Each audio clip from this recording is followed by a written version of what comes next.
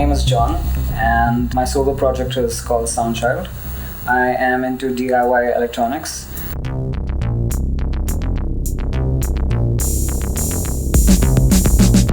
Besides classic electronica, I also happen to love a lot of new wave retro, which is basically all of the older genres from the 80s, like synthwave and new wave, which are making a resurgence now. It's very synthesizer-rich music. Even though you had limited technology, the kind of music that was being made had a very futuristic sound to it. I've always been interested in having to find an electronic interface between the human body and, say, computers or even music for that matter. What I've been wanting to do is basically get to a point where we develop the kind of technology that will allow us to generate music just using our thoughts alone.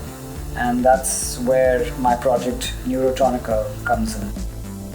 The focus in my Neurotronica project is a new developing genre, which I would basically call Bionic music. That's bio and electronics together.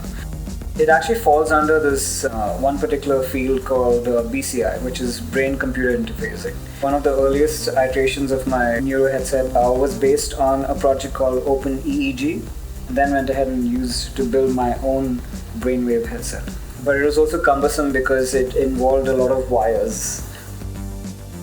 Now it's come down to the point where I'm using OpenBCI project. It makes things a lot more convenient for me to be able to allow my headset to communicate with my laptop just using Bluetooth and transferring data that way.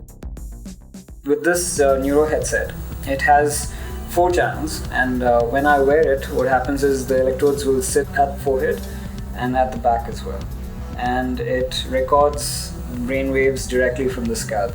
I'm using my own heartbeats to drive the tempo and the drum beats of the entire musical piece.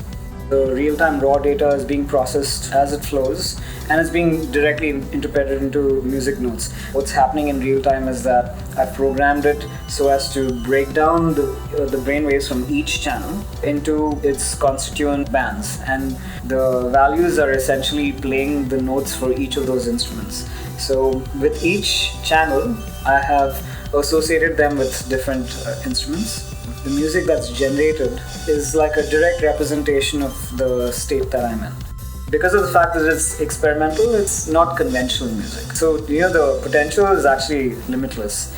It's just limited by, your own imagination as to how you want to use this brainwave data that's coming in.